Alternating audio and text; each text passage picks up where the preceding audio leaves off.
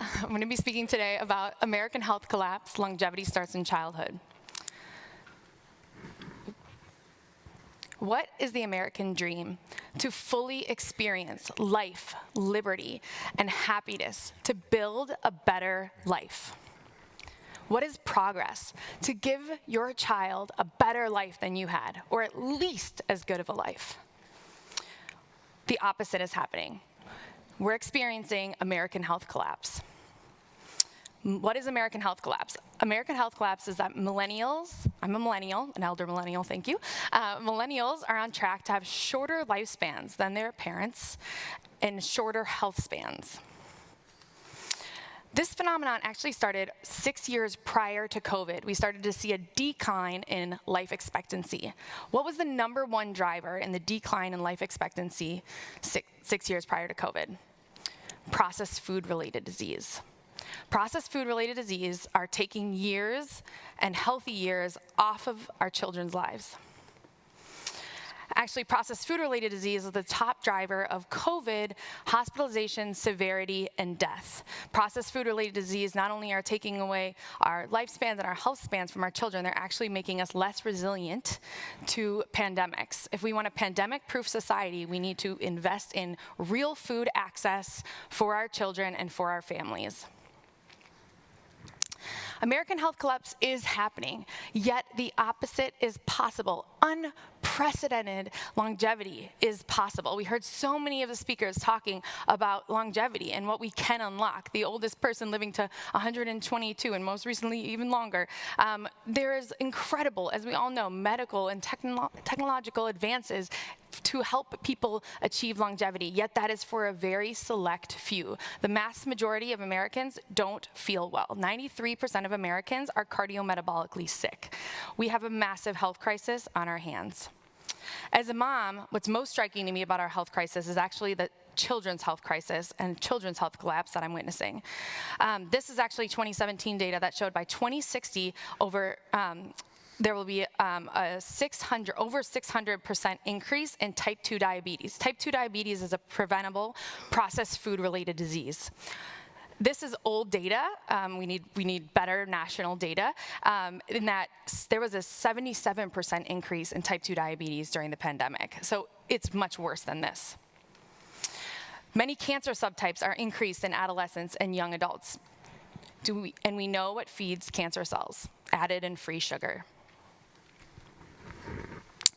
There was a 59% of 2-year-olds will be obese by 35. My son is a 2-year-old, and this is very concerning for me about the health environment and the food environment that he's growing up in. 1 in 5 youth are now pre-diabetic.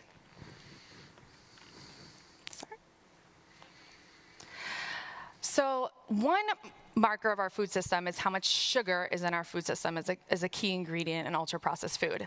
Do you know how much sugar we consumed in the 1800s? I'm going to show you. It was about, let's get this out. It's about 4 pounds of sugar we ate, which then it was even pretty new. Now, do you know how much sugar our kids eat a year? 65 pounds of added sugar, and we actually think it's more than that. That is enough sugar to fill a bathtub a year. Our kids are eating a bathtub of added sugar a year. This is not making them healthier.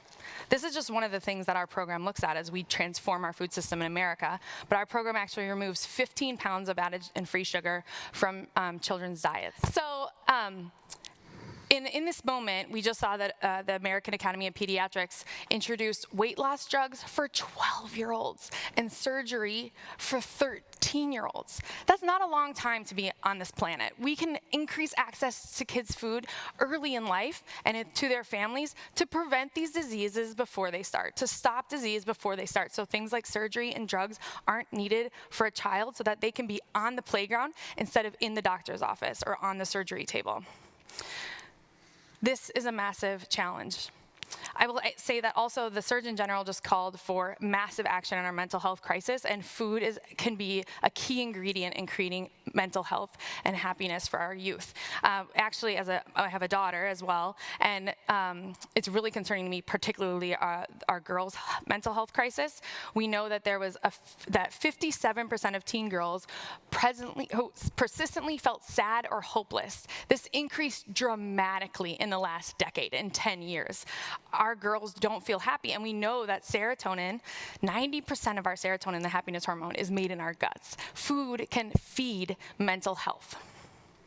This has a huge impact on our economy. In the United States alone, $4.1 trillion is spent last year on healthcare. We call that sick care because 75% of those costs, about $3 trillion, is actually ultra-processed food disease. This is preventable, and we don't need to print as much money. We spend more as a country. This is the United States spending the most per person, and our life expectancy is the lowest among high-income nations. This is unacceptable. We're the richest country in the world, yet we have the worst health outcomes. I actually really appreciate this global health dashboard showing red alert. We have a massive problem on our hands, and we must do more. We were advisors on the White House Hunger, Nutrition, and Health Conference, and they set bold, important goals to reduce processed food-related disease and end hunger by 2030. This is a very important step forward, but as I just mentioned, we are not on track whatsoever. I think that we need a national dashboard that shows our progress against those stated goals. So I just quickly did this on Canva last night, showing that, how do we have month-over-month live tracking around how are we doing on ultra-processed food disease, how are we doing on hunger, how are we doing on unhappiness. Ideally, in a dashboard, you would look at sleep, exercise, social connectivity, et cetera, as well. But we should have a national health dashboard showing how our population is doing, and we could go global with that. I will add that this is quickly becoming a global problem. In the United States, we export our food system and we export our problems, and we're seeing that, and we just heard that this is a global problem, and we need global coordination as well as national coordination across government agencies. So 67% of our kids' calories are ultra-processed calories. Our food system can help reverse this problem. Our food system can help solve American health collapse. There's a Desmond Tutu quote that says, "Don't go where the bodies are being pulled out of the river. Go where the bodies are being put in the river." We can increase real food access early for children and prevent these diseases, these costs, this state of health. So what do we do about this? We find leverage points in the food system and transform our food system. This American health collapse is a recent phenomenon. We can reverse it. The people in this room can help reverse it. So what we did was we decided to look at the biggest leverage point in our food system as my nonprofit. And my nonprofit does advocacy at a national and state level. We do awareness building, and then we transform food access. So we decided to focus on the largest fast food restaurant chain in America. Do you know what that is? Subway, okay. Actually, yes, thank you very much. Subway, there are 20,000 unit locations of Subways in America. But actually, that's not the largest fast food restaurant chain. The largest fast food restaurant chain in America is our public schools. There are 90,000 public schools. They serve 7 billion meals to 30 million students. Imagine if this was the best restaurant in town, serving delicious, culturally relevant, sustainable, beautiful food that inspired the students and supported their learning, growth, and health. So that's what my nonprofit does. We're an organization dedicated to increasing school kids' access to the nutritious, sustainable food that they need to flourish. We believe that real change starts in the cafeteria. This is G1 on my team, eating an amazing salad bar. This is an organic Cobb salad with avocado in North County, Monterey. This is Loco Moco being taste tested with whole grain rice and delicious sauce in Natomas Unified, which is the third most diverse district in the country. And I just asked some of our food service directors. We empower change makers to do community-driven change, transform their food system locally. So I asked those change makers, these nutrition directors, send me your photos from school food this week. This is what's on the menu. I want this delivered on Uber Eats right now. I wish they were catering our lunch because look at how good this is. It can be delicious. This can feed health. So what our program does is we have a holistic approach to transforming the food system. We add in the good and we take out the bad, and do things like add in real food, cut 15 pounds of sugar per student per year, add in more local, and add in plant-powered choices. What can you do? So I created this quick framework for you. So in your family, you can eat real food. You can raise real food awareness, share about American health collapse, talk about it in your family. You can tackle this in your job. You can definitely tackle it in your industry. Hello, health tech. And you can get your schools and your local community involved. We have a wait list of over 2,000 schools, but we're happy to start partnering with more schools and unlock that wait list. You can back scalable nonprofits like Eat Real.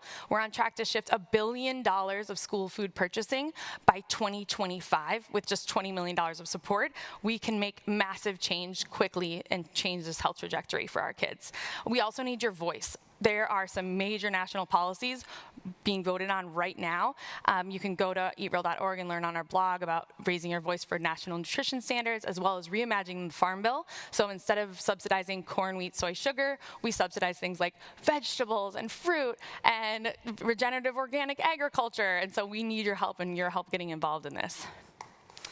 Finally, I'll just say that real food helps stop disease before it starts. Real food is our best chance at giving longevity for all.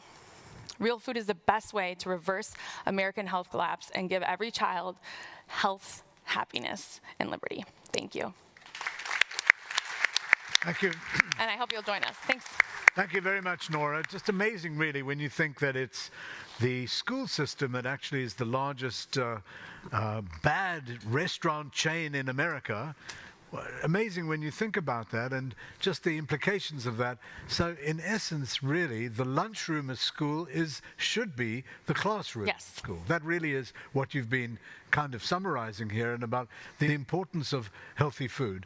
Yeah.